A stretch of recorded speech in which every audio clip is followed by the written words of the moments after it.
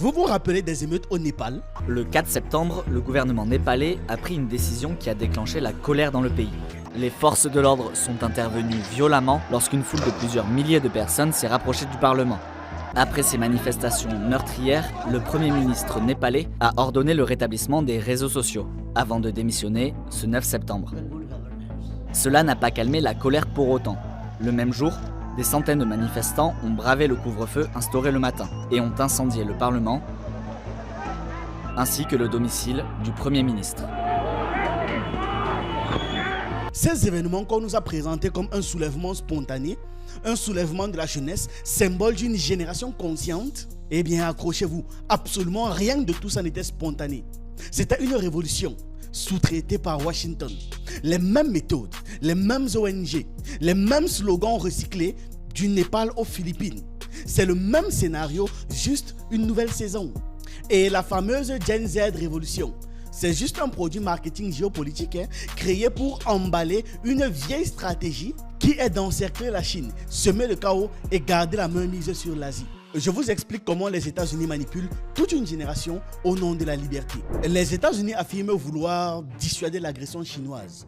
Mais derrière ce discours de super-héros du monde libre, il se cache en réalité une vieille histoire. Garder la main mise sur l'Asie.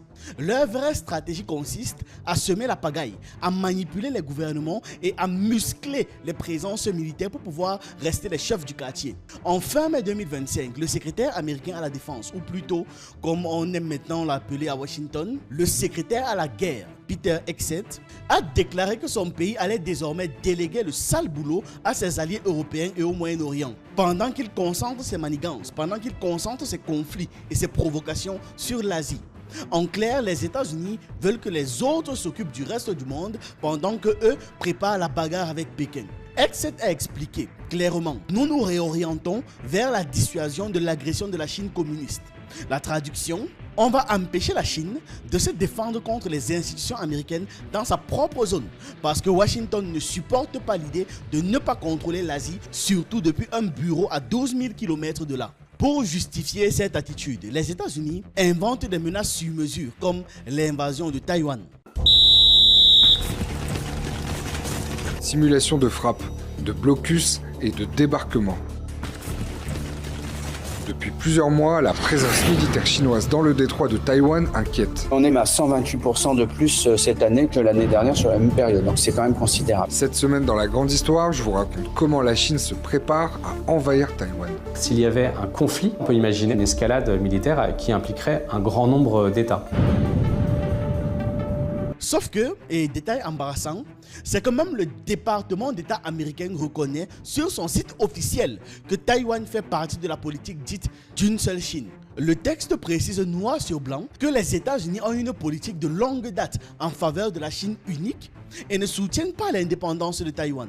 Mais entre ce qu'ils écrivent et ce qu'ils font, il y a un océan de mauvaise foi. En réalité, Washington garde la main sur le gouvernement local de Taïwan, lui vend les armes et pousse Taïwan à la désobéissance face à Pékin. Bref, sous couvert de défendre la démocratie, les États-Unis mènent une campagne à grande échelle pour pouvoir fragiliser la Chine, attiser les tensions militaires et contrôler l'économie asiatique. En somme, c'est la vieille recette américaine. On sème le chaos, on appelle ça la liberté. Ce n'est pas la soi-disant agression chinoise qui met le feu aux poudres, mais bel et bien la manie américaine de vouloir régner partout. C'est ce qu'on voit aujourd'hui. C'est juste une version moderne du colonialisme occidental dans toute la zone Asie-Pacifique. Version 2.0. Sauf que cette fois, la Chine refuse de jouer le jeu du petit élève obéissant. Son économie et son armée montent en puissance. Et ça, pour Washington, c'est le cauchemar ultime. Un défilé millimétré d'une armée qui compte 2 millions d'hommes. Pendant plus d'une heure, soldats, chars, drones, missiles et avions se sont succédés sur l'avenue de la paix éternelle pour célébrer les 80 ans de la fin de la Seconde Guerre mondiale.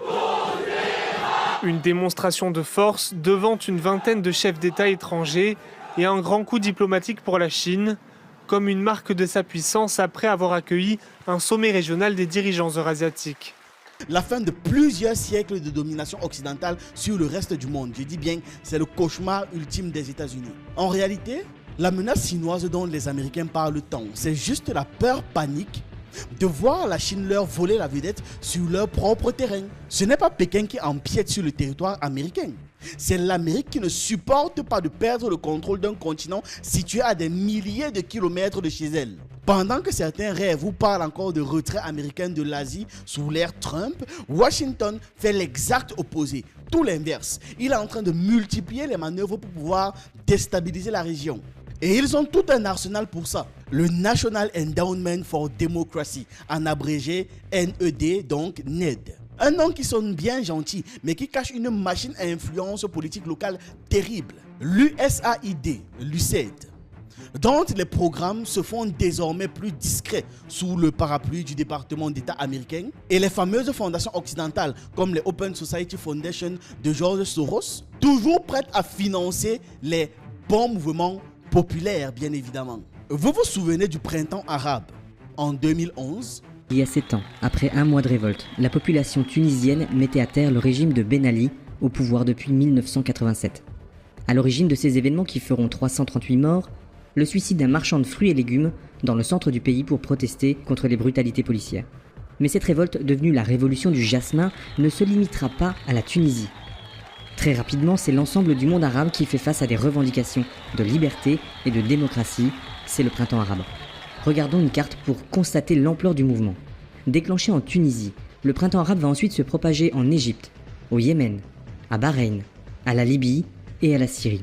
C'est dans ces pays que les mouvements seront les plus importants et les plus violents. Tous vont entraîner la chute des régimes en place. Tous, sauf la Syrie, où la révolte s'est muée en guerre civile. Le bilan y est aujourd'hui de près d'1 demi-million de morts. Mais le printemps arabe ne se résume pas à ces 6 pays. C'est bien tout le monde arabe qui est touché. Mais les manifestations ne se transformeront pas partout en révolution. Au Maroc, en Jordanie, au Koweït et à Oman, des réformes sociales et constitutionnelles permettront de calmer les revendications populaires. En Irak, au Liban ou en Algérie, le mouvement s'est transformé en contestation larvée. Pour ces 3 derniers pays, des conflits sanglants récents ont pu dissuader les populations de prendre le risque d'une révolution. Mais 7 ans après cette formidable poussée de liberté et de démocratie, les résultats sont plutôt maigres. Seule la Tunisie a réussi à maintenir le processus démocratique mis en place en 2011. En Égypte, les premières élections libres de 2012 ont été remportées par l'islamiste Mohamed Morsi, qui sera déposé dans le sang 1 an plus tard par Al-Sisi, un militaire, encore aujourd'hui au pouvoir. En Libye, la chute de Kadhafi a entraîné le chaos. Aujourd'hui, le pays est morcelé et administré par des milices qui luttent entre elles. Au Yémen, la guerre fait rage, tandis qu'à Bahreïn, l'intervention de l'Arabie Saoudite permet de maintenir le régime et de museler la contestation. Aujourd'hui, le printemps arabe, synonyme de démocratie et de volonté populaire, a laissé la place à un automne difficile, synonyme, lui, de guerre, d'islamisme et d'exode. Eh bien, c'est le même scénario qui se joue, mais en Asie. Après avoir allumé le feu en Afrique du Nord et au Moyen-Orient, Washington s'attaque maintenant à l'Indonésie, pile au moment où le pays rejoint les BRICS. Des émeutes éclatent, juste avant la réunion de l'Organisation de coopération de Shanghai. Coïncidence? Non. Bien sûr que non. Ensuite, ils ont fait tomber le gouvernement du Népal, voisin direct de la Chine et de l'Inde, dans un chaos sanglant. Et ce n'est pas fini. Les Philippines et certaines zones frontalières indiennes ont à leur tour été secouées par des troubles menés par une nouvelle marque déposée, Made in USA, la Gen Z Révolution. Tout d'un coup, comme ça, comme par magie, ils donnent une valeur à une génération qu'ils supportent à peine, mais dont l'ego est gonflé parce qu'on parle de la Gen Z Révolution.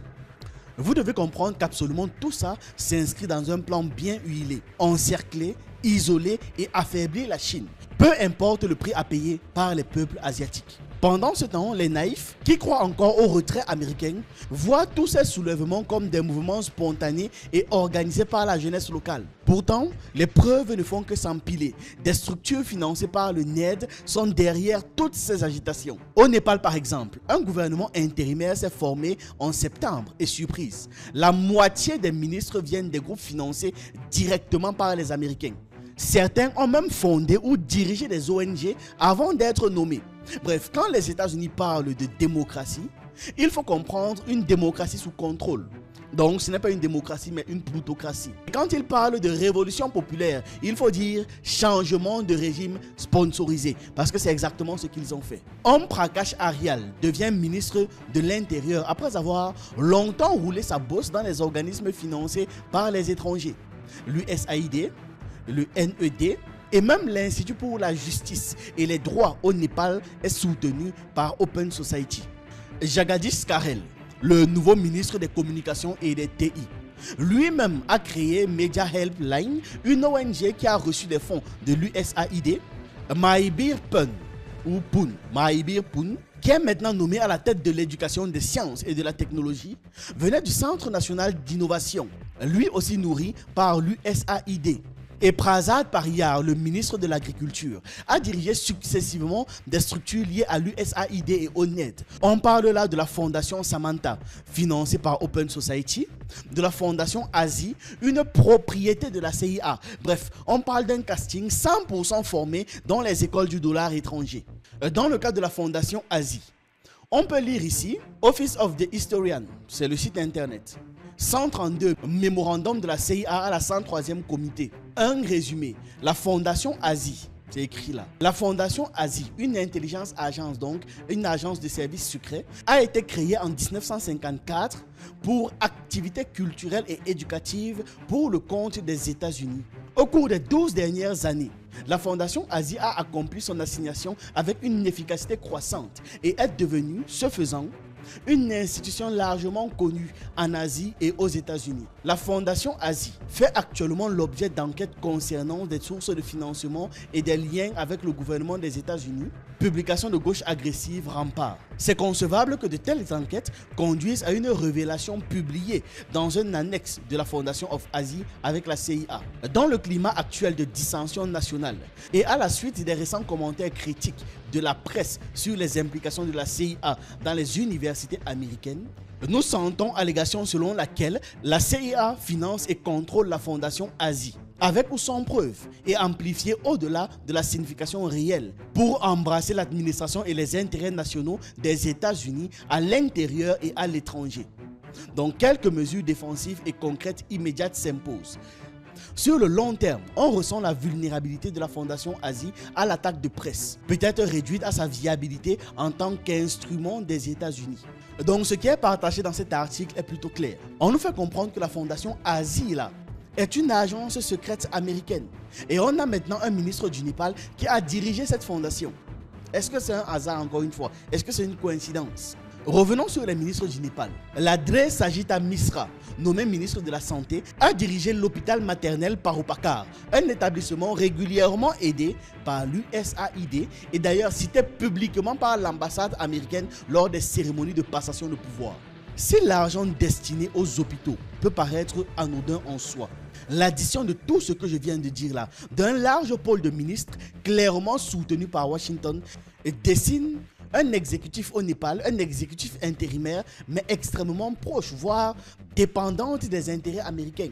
Et en prime, il y a beaucoup d'organisations qui ont animé les manifestations qui figuraient parmi les promoteurs de cette transition. Aux Philippines, les manifestations ont été portées par Tenging Filipinas, un mouvement lié à In-City Gov, qui est aussi soutenu financièrement par le NED et amplifié par Rappler, le média de Maria Ressa, qui lui aussi a reçu des fonds du NED et possède même une page sur le site officiel du NED. Le gouvernement philippin en place a jusqu'ici montré une complaisance notable envers Washington, parfois au détriment des intérêts nationaux. Tous ces troubles peuvent donc servir deux objectifs pratiques. 1. Éliminer ou alors faciliter toute force géopolitique vraiment indépendante ou pousser le pouvoir actuel à se conformer sans état d'âme aux exigences toujours plus excessives de Washington face à la Chine. En résumé, cours de théâtre locaux, intérêts étrangers en coulisses et ce sont les populations comme d'habitude qui trinquent. L'ingérence américaine s'étend aujourd'hui à toute l'Asie comme une toile d'araignée géopolitique. C'est l'image que vous devez avoir en tête. Les réseaux d'influence qu'elle a tissés à coups de dollars et d'ONG font ce qu'il est presque certain que les autres pays asiatiques feront bientôt, eux aussi, frappés par des troubles démographiques sortis du même laboratoire, des mêmes scientifiques, des mêmes acteurs. et avec le même virus. Le plan de Washington est simple, encercler la Chine, soit en installant autour d'elle des gouvernements fantoches totalement inféodés aux États-Unis, soit en plongeant ses voisins dans le chaos politique et économique. L'idée, c'est d'isoler Pékin.